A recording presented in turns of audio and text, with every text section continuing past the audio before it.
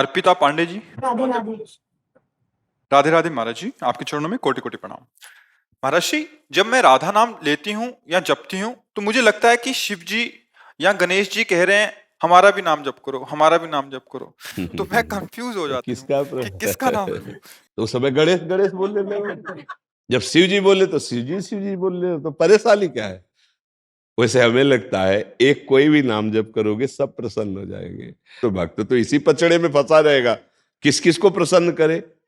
गोस्वामी जी कह रहे हैं, संकेत में समझिए, जा पर कृपा राम की होई, ता पर कृपा करे सब कोई। अगर आप राधा राधा रट रहे हैं, कृष्ण कृष्ण रट रहे हैं, कोई भी देवी देवता आपके विरुद्ध नहीं हो सकता, क्योंकि यही बने हुए हैं, यही प्रभु बने हुए हैं, और कोई दूसरा नहीं है। कभी ऐसा नहीं कि राम राम रट रहे तो शंकर जी त्रिशूल लेके नाराज हो रहे, मुझे क्यों जल नहीं चढ़ाया, मेरा नाम क्यों, और गणेश जी नाराज हो रहे कि मुझे लड्डू क्यों नहीं पवाए, मेरा स्मरण क्यों ले। एक जगह पवा दो, पूरे विश्व का भरण पोषण करने वाले विश्वात्मा भगवान को भोग लगाया, सब तृप्त हो गए, सब तृप्त हो गए। देखो, एक प्रसंग में आता है कि जब दुर्योधन ने दुर्वासा जी को प्रसन्न कर लिया तो पांडवों के विनाश के लिए एक वरदान मांगा कि जब द्रौपदी जी अपनी बटलोई जो सूर्य भगवान ने दी थी उससे प्रसाद पालें, तब आप शिष्यों सहित जाएं। हजारों शिष्य उनके, कहते 60,000 शिष्य थे, और उस शिष्य मंडली से आप स्वागत स्वीकार करें। देखो, 4 महीना सेवा का ये फल मांगा, दुष्ट बुद्धि उनके विनाश के लिए। अब दुर्वासा जी ध्यान के द्वारा देखा, जब द्रौपदी जी बटलोई से पा चुकी तो उसमें वरदान था कि जब तक द्रौपदी जी नहीं पाएंगी तब तक वो चाहे हजारों दसियों हजार आ जाओ, पालो। अगर द्रौपदी जी ने पाले फिर कुछ नहीं होगा उसमें। दुर्वासा जी पहुंचे शिष्यों के साथ, महाराज युधिष्ठिर जी ने देखा, प्रणाम किया, महाराज स्वागत है आपका, आओ, प्रसाद की व्यवस्था, क्योंकि संतों से ऐसे ही बात की जाती। तो उन्होंने कहा, मैं आता हूं प्रसाद पाने, यमुना स्नान करके थोड़ा अपना नित्य कर्म करके आ रहा हूं। युधिष्ठिर जी कांप गए कि इतने शिष्य हैं, कंदमूल फल भी इकट्ठा नहीं हो सकता। द्रौपदी जी से पूछा, बटलोई में पा लिया आपने? बोले पा लिया। हो तो बिल्कुल शिथिल हो गए। द्रौपदी जी ने कहा, शिथिल क्यों हो गए? बोले, दुर्वासा जैसा महर्षि आएगा और प्रसाद पाने को नहीं मिलेगा, साफ ही दे देंगे, अब क्या होगा? तो उनका, तुम्हें एक बटलोई पर विश्वास है, श्री कृष्ण पर नहीं, जो विश्व का भरण पोषण करने वाले।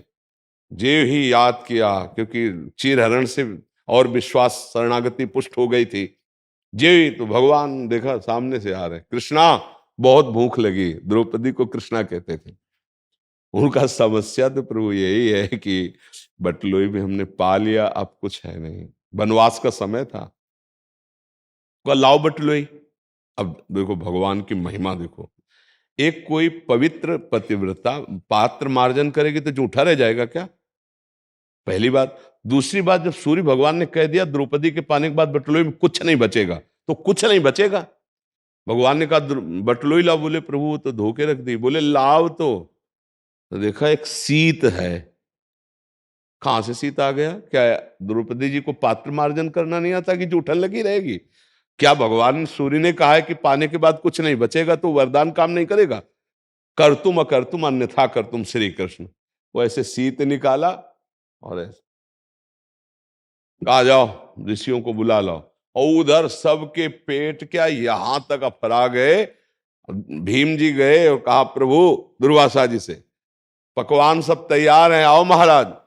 बोले, भाई आचमन करने की जगह ले रह गई, जो चाहो वरदान मांग लो, ये पाने की बात मत कहना, शिष्यों से पूछ लो। शिष्यों ने कहा, गुरु जी बिल्कुल यहां तक। एक शीत भगवान श्री कृष्ण ने पाया, पूरा विश्व तृप्त कर दिया, क्योंकि विश्वात्मा है, भगवान के सिवा कोई नहीं। इसलिए जिन भगवान से तुम्हारा अपनापन हो जाए, गणेश जी से, दुर्गा देवी से, हरि से, शिव से, वो सब एक ही है, विविध रूप भाव के अनुसार रखे। तो हम क्या करें? उन्हीं भगवान में आसक्त हो जाएं, उनका नाम जप करें, उनको भोग लगाएं, उनका चिन्ह, तो सबका भोग लग गया।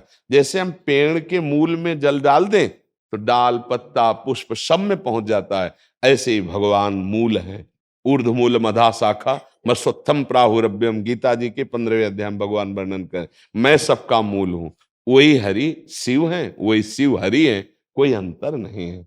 वही गजानन है, वही चतुरानन है ब्रह्मा जी के रूप में।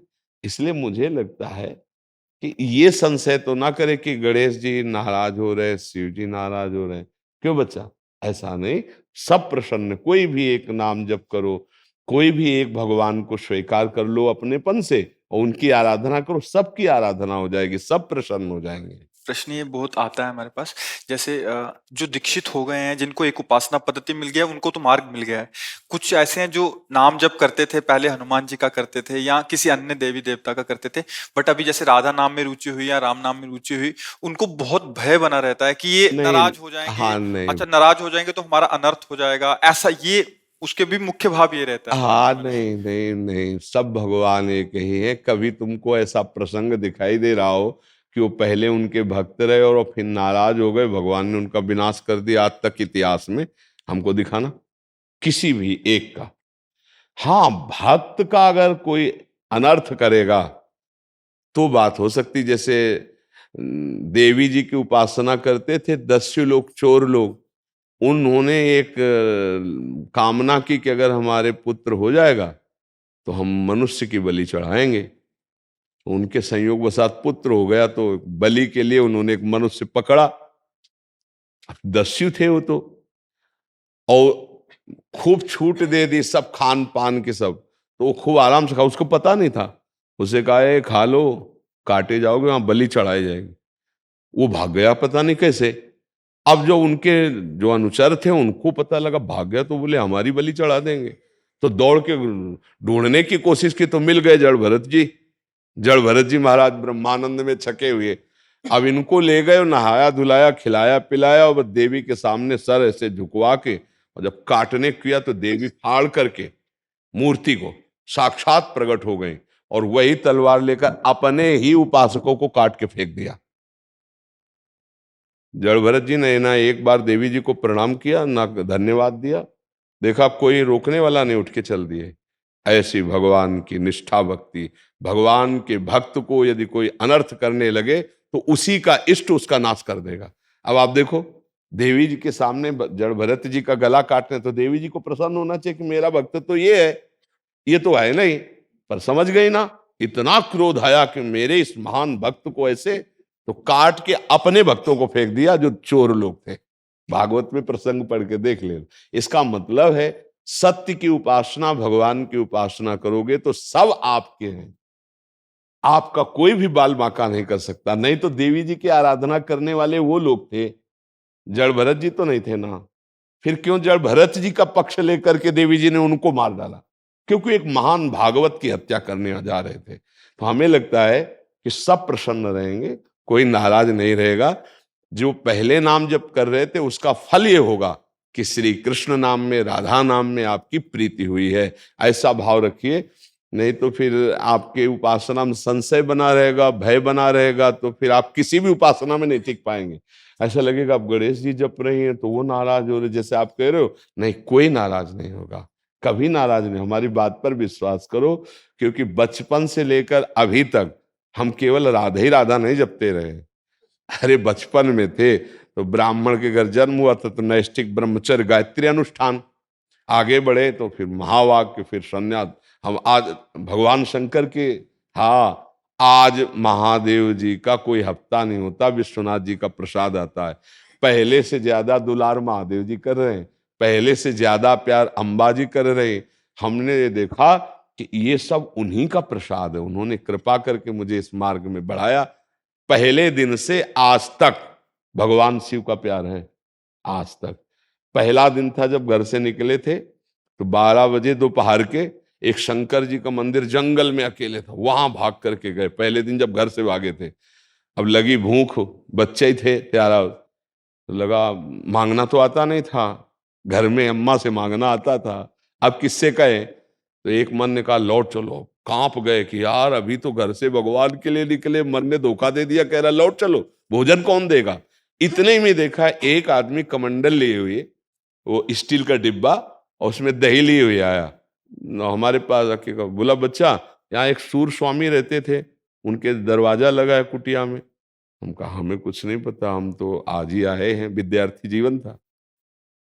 उनका देखो हम उनके लिए दही लाए थे, अब संत के लिए लाए थे, अब वापस तो लेने जाएंगे, तुम पी लो। तो हम कहा ऐसे हम क्यों पी ले? बोले नहीं पी लो आप। और ढक्कन खोला तो गांव में दूध गड़वा में पकाया जाता है, वो दूध जो लाल लाल दही हो जाता है।